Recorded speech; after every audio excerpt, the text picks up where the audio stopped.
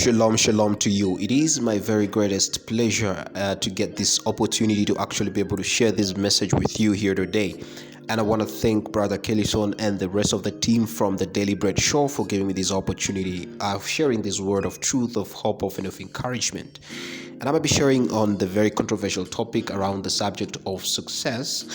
And why is it controversial? Is because mankind has been lost. And why is mankind lost? It's because mankind has put it as a primary pursuit. But we undoubtedly know from the book of Matthew 6:33 that seek you first the kingdom of God and his righteousness, and everything else shall be added unto you. In other words, God is telling us to seek his kingdom first, and the rest of those success we're talking about, be material, be non-material, God is going to definitely add it to us. God is going to grant it to us. And the question even still remains is, why do we have got to seek the kingdom, go all that way around to access success, and why not going directly? Is because of one thing. One thing you want to understand is the first, which the subject we're going to be talking about, that you're successful by default. So the first point in this is just know that God has put success in all that he has created. Remember in the book of Genesis chapter 1, where God separated the nights and the days, he created the birds, the flowers, whatever it could be, name it. God says that he saw it was good. Why? Because in everything that it was meant to function, it was functioning perfectly well. We're talking about now the light was lighting up things, and things could be actually be visible now. We're talking about the birds and the animals and the creatures created. Now the birds now were supposed to fly. Now they were able to fly. They were able to pollinate the plants. The plants were able to give out forth fruits, and every functionality was sounding perfectly well. In verse 26, God creates man. He says, let's create man in our own image and our own likeness. In other words, let's create man not only just in our brand appearance, but in the functionality.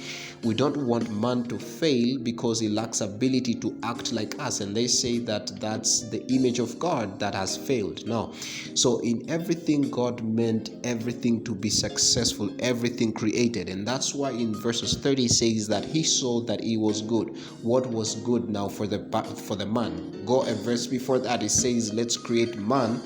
And then it says that they may be able to multiply, subdue, and replenish. In other words, man is now successful enough, or the man is able to succeed in multiplication, in being fruitful, in replenishing, and all that. So the first thing, let nobody lie to you. You are created within you a DNA of success. That's why no matter how many things you have failed, there are some things you have succeeded, because deep inside you there's this DNA of success that we have actually been created with. And that's why you see the biodiversity, the way successful it is. How much are you to God?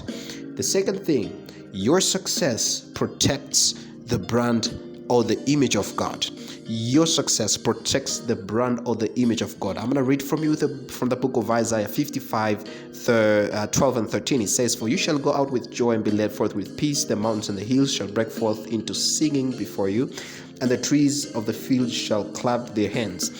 Verse 13, instead of the thorns shall come up fir tree, and instead of the briar shall come up the myrtle tree. It shall be for the Lord for a name, for an everlasting sign that shall not be cut off. I just want you to get that last part. Listen, it shall be for the Lord for a name, for an everlasting sign that shall not be cut off. So first, in all that you do, in all that you're passing through, you're carrying God's name. Listen to me, for you who are in the kingdom, because again, this is going to be again for those who are in the kingdom. Once you're out of the kingdom, that means you don't have that name. Now, when you've declared, when you're in the kingdom, you're carrying God's name in all that you do. Be the storms that you pass, God has to make sure that you get out of that safe with success, because you're carrying his name, and he wants to create a brand that shall last. He says an everlasting sign that shall last. When you know this, it gives you a certain kind of confidence that you can, I don't know how I can tell you about it. Let me give you an example. My latest mentor, Dr. Miles Monroe, he gives this example. when you buy a phone, let's say, you get this warranty and guarantee. What that means is that it's protecting the manufacturer who made that product, because whenever the product isn't functioning well, that means his brand will be in threat, because you will tell another person tell another person, so his brand will be at risk. There will be so much that's going to happen or threaten his brand. How is it so much for God? Just let me ask you. That's a manufacturing a phone. How much is God, who manufactured man, who manufactured that phone?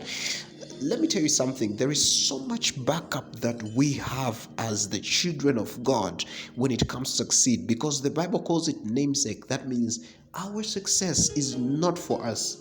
More than we think it is for us, it is for God. It is for His brand. Because He want to hear this thing. Someone says like, hey, how did that man make it in life? He's so much successful. It says like, he's a child of God. I remember this video I was watching. This man was asking people who are driving supercars and asking them, what do you do for a living? And this man said, I'm a child of God. That's what God would like. He would like when people look for references and says like, which illegal business is this person doing? And they said, no. He's a servant of God. That's what God looks to hear. In fact, He says in the book of 3 John chapter 1 and verses 2 that, beloved, I wish above all things that you may prosper and be in health, even as thy soul prosper. God longs for you to prosper. He longs, right as I'm speaking this minute, He longs for you to achieve what you're achieving. Even through the storms you're going, God longs that you get out successful in all that you're doing. Feel free to actually get up when you fail, because there you have a very big backup. And this is God backing you up, not for your sake, for His name's sake. You are born successful. The second thing is that your success is not for you, but it's for God. It's to protect His image. And the third thing, God longs for you to succeed. May this confidence build up in you, even in the failures, even in the success. Just know that it's not about you, it's about God. And by any means, you must make it through. You must succeed. May you be blessed so much.